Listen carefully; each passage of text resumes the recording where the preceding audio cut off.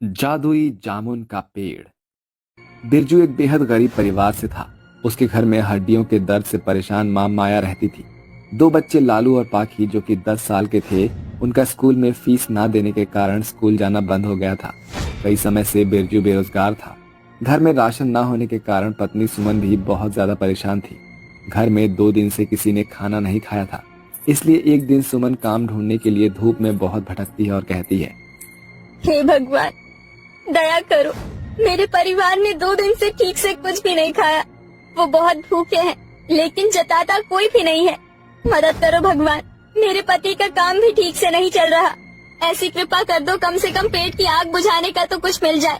वो थोड़ा और आगे चलती है कि तभी वो बेहोश होकर एक जामुन के पेड़ के नीचे गिर जाती है। उसके चेहरे पर जो धूप आ रही थी, उसे हटाने के लिए जामुन के पेड़ की एक डाली थोड़ी झुक जाती है, जिससे उसके चेहरे पर फिर धूप नहीं आती है। जादू से उसके चेहरे पर पानी की कुछ छींटे पड़ती है, जिससे वो होश में आकर कहती है, अरे, मैं यहाँ कैसे पड़ी हुई हूँ? लगता है धूप के कारण बेहोश हो गई थी। पर मुझ पर पानी किसने डाला? यहाँ तो सिर्फ जामुन का पेड़ है। क्या जामुन का पेड़? वो भी मीठे मीठे जामुनों से इतना लदा हुआ। लगता है भगवान ने मेरी सुन ली। क्यों ना मैं यहाँ से कुछ जामुन ले जाकर अपने भूखे परिवार को खिला दूं। कुछ तो भूख मिटेगी। ये कहकर सुमन जामुन की डाली को बहुत हिलाती है, जिससे जामुन नीचे गिर जाते हैं और उन जामुनों को अपने पल्लू में डालकर वो घर ले जाती है और अपने परिवार को खिलाती है, जिसे खाकर सब लोग कहते हैं, अरे वाह माँ, ये कितने मीठे मीठे जामुन है। मजा आ गया। पैसों से लाई हो क्या आप?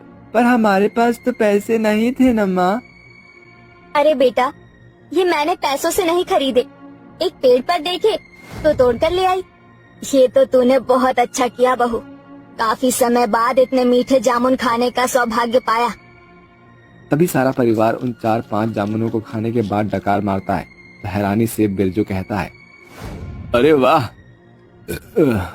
हम सबने एक साथ डकार मारी। मेरे तो 2 दिन की भूख मिट गई। ऐसा लग रहा है पेट भरकर खाना खा लिया हो। आप सही कहते हैं। जामुन खाकर मुझे भी यही लग रहा है। मुझे भी मम्मी ऐसे ही लग रहा है। मुझे भी। भला ऐसा कैसे हो सकता है कि 4-5 जामुन खाकर ही इतना भूखा पेट भी हमारा भर गया हो। कुछ तो बात है।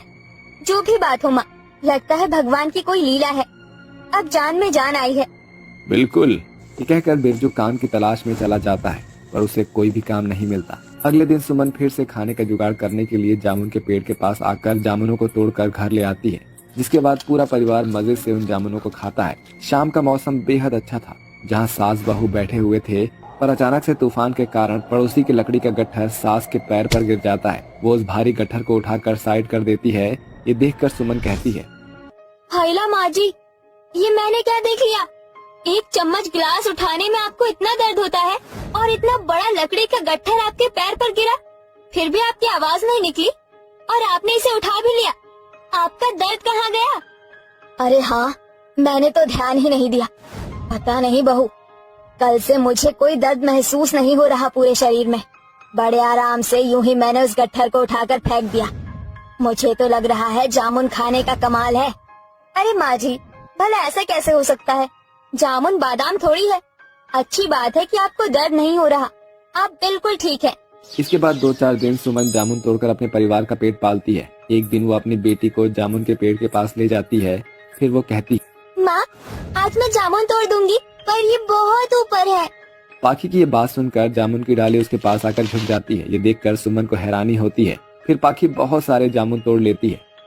माँ, मैंने कितने सारे जामुन तोड़ लिए, पर ये जामुन का पेड़ मेरी बात सुनकर झुक क्यों गया? ये सुनते ही जादुई जामुन पेड़ कहता है, क्योंकि मैं एक जादुई पेड़ हूँ, तुम्हारी बात सुनकर झुक गया। क्या सच में तुम एक जादुई पेड़ हो? अगर हो तो क्या तुम हमें ढेर सारे पैसे खिलाने और खाने के लिए खाना दे सकते हो? हाँ बिल्कुल, ये देखो। ये सुनते ही जामुन का जादुई पेड़ एक तेज रोशनी में पाखी की कही हुई सारी बातें सच कर देता है। अरे वाह, इतना सारा खाना और इतने सारे पैसे। इसका मतलब उस दिन मेरे मुंह पर तुमने पानी छिड़का था और मेरी माँ जी तुम्हारे जादुई जामुन खाने से ठीक हुई है, क्यों है ना? हाँ, ये सच है और ये मेरे जादुई जामुनों का कमाल है। जो इन्हें खाता है वो बिल्कुल स्वस्थ हो जाता है। शुक्रिया जादुई पेड़। क्या तुम हमारी मदद कर सकते हो? और हाँ, मैं तुम्हारी मदद जरूर करूंगा। तुम्हें जब भी मुझसे कुछ चाहिए होगा तो मेरे पास आ जाना, लेकिन मेरे जादू के बारे में अपने परिवार के अलावा किसी और को कुछ मत बताना। ये सुनकर माँ बेटी जादुई जामुन के पेड़ से दिए हुए सभी चीजों को अपने घर लेकर आ जाती हैं। जब ये बात माँ बेटी अपने परिवार को बताती है तो किसी को विश्वास नहीं होता।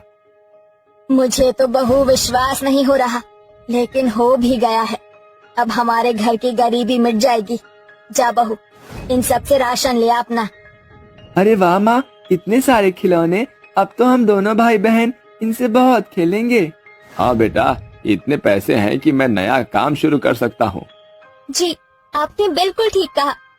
इस तरह सुमन और बिरजू जादुई जामुन के पेड़ से दिए हुए पैसों से अपने घर का सारा राशन ले आते हैं और अपने बच्चों की स्कूल की फीस एडवांस में 1 साल तक का भर देते हैं और उन्हें स्कूल के और घर के नए कपड़े दिलाते हैं। इसके बाद वो अपना नया घर भी बना लेते हैं। जादुई पेड़ की वजह से अब उनके घर परिवार की सारी मुश्किलें खत्म हो चुकी थी, यहाँ तक कि माया भी ठीक हो गई थी।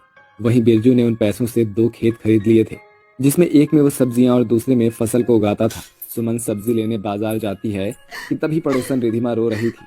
उसकी हालत देखकर सुमन कहती है, अरे रिद्धिमा, तुम इतना रो क्यों रही हो और तुम्हारे चेहरे और हाथ पर इतने निशान क्यों हैं? क्या बताऊं सुमन, मेरा पति रोज मुझे पीकर मारता है। अब मैं और बर्दाश्त नहीं कर सकती। मुझे ऐसी कोई दवा चाहिए जिससे मेरा पति शराब पीना छोड़ दे। बस इतनी सी बात। 2 मिनट रुक, मैं अभी आई। सुमन जल्दी से अपने घर से बचे हुए जामुन लाकर रिधिमा को दे देती है और कहती है, इन जामुनों को तू अपने पति को खिला देना। उसके बाद फिर कभी शराब पीकर तुझ पर हाथ नहीं उठाएगा। मैं तुझे रोज जामुन लाकर दूंगी। ठीक है सुमन, असर तो होगा ना? हाँ होगा। 4-5 दिन में ही तेरा पति सुधर जाएगा। ये कहकर सुमन चली जाती है और रोज जादुई जामुन के पेड़ से 4-5 जामुन लाकर रिधिमा को दे देती है। उन जामुनों को खाकर उसका पति अपनी गंदी आदत छोड़कर पत्नी के साथ अच्छे से रहने लगता है। वहीं एक दिन सुमन के घर पर एक बूढ़े माँ बाप झोली फैलाकर कहते हैं, बच्चे, हमारी मदद करो। हमने कुछ दिनों से कुछ भी नहीं खाया है, बहुत भूख लगी है बेटा, और घर पर छोटा पोता बीमार पड़ा है। कुछ पैसों से भी मदद कर दो। हाँ बेटा, मेरी मदद कर दो। आप घर के अंदर बैठिए, मैं अभी आता हूँ। सुमन, तुम इन्हें कुछ खाना खिलाओ तब तक। ये सुनकर वो बूढ़े पति पत्नी बैठ जाते हैं, जिन्हें सुमन भरपेट खाना खिलाती है और उनके पोते के लिए भी अलग से खाना बांध देती है। वहीं दूसरी ओर बिरजू जादुई जामुन के पेड़ से कहता है, हे जादुई जामुन पेड़, तुमने मेरे परिवार की आज तक बहुत मदद की है। मुझे कुछ लोगों की मदद करनी है, उसके लिए कुछ पैसे दे दो। ये सुनते ही जादुई जामुन का पेड़ बिरजू को बहुत सारे पैसे और सोने के सिक्के दे देता है, जिन्हें वो गमछे में बांधकर घर ले आता है और उन बूढ़े माँ बाप को कुछ पैसे देकर उनकी मदद कर देता है, जिनसे उनका पोता बिल्कुल ठीक हो जाता है। इस तरह बिरजू और सुमन गरीब लोगों की पैसे देकर मदद किया कर देते थे और यदि किसी को कोई गंभीर बीमारी होती थी तो वो फ्री में जामुन खिलाकर ठीक भी कर देते थे, जिससे गांव में सभी लोग उनकी इज्जत करते थे और वो सभी लोग खुशी खुशी रहने लगते हैं।